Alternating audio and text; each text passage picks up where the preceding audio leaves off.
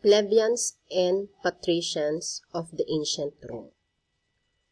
Roman citizens were divided up into two distinct classes, the plebeians and the patricians. The patricians were the wealthy upper-class people. Everyone else was considered a plebeian. Patricians. The patricians were the ruling class of the early Roman Empire. Only certain families were part of the patrician class, and you had to be born a patrician. The patricians were only a small percentage of the Roman population, but they held all the power. Plebeians. All the other citizens of Rome were plebeians. Plebeians were the farmers, craftsmen, laborers, and the soldiers of Rome. In early Rome, in the early stages of Rome, the plebeians had few rights.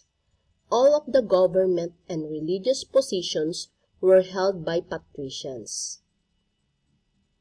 The patricians made the laws, owned the lands, and were the generals over the army. Plebeians could hold public office and were not even allowed to marry patricians.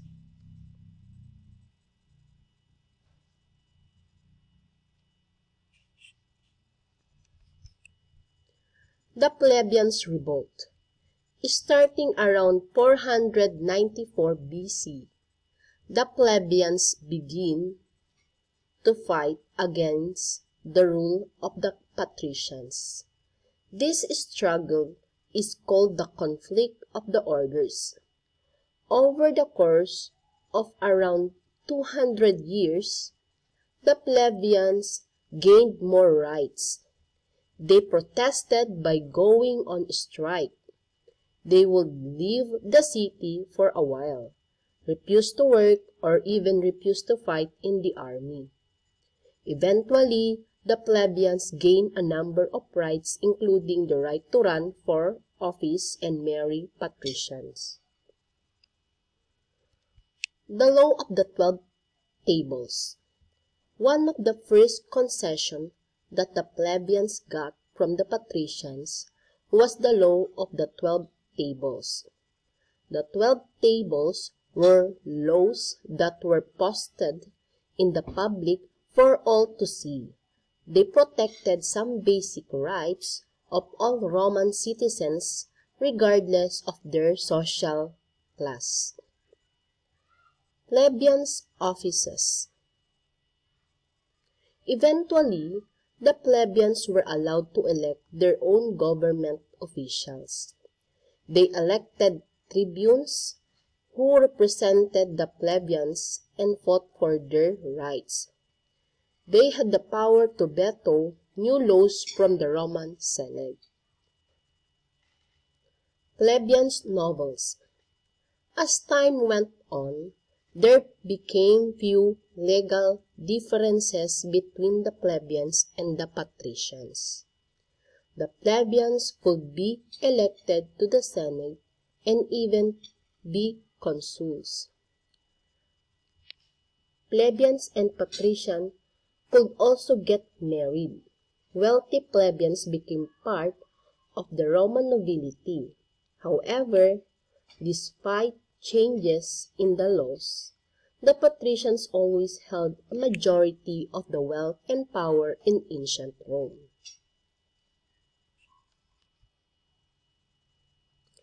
Interesting facts about plebeians and patricians. A third social class in Roman society was the slaves. Around 1/3 of the people living in Rome were slaves.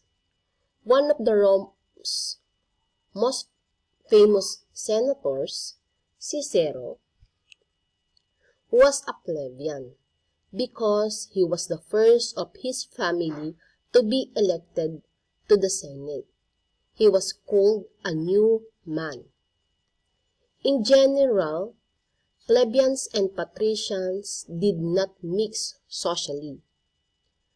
Julius Caesar was a patrician, but he was sometimes considered a champion of the common people. The plebeian council was led by the elected tribunes. Many new laws were passed by the plebeian council because the procedures were simpler than in the Senate. The plebeian council lost its power with the fall of the Roman Republic. Freshman students in the United States military academies are named plebs.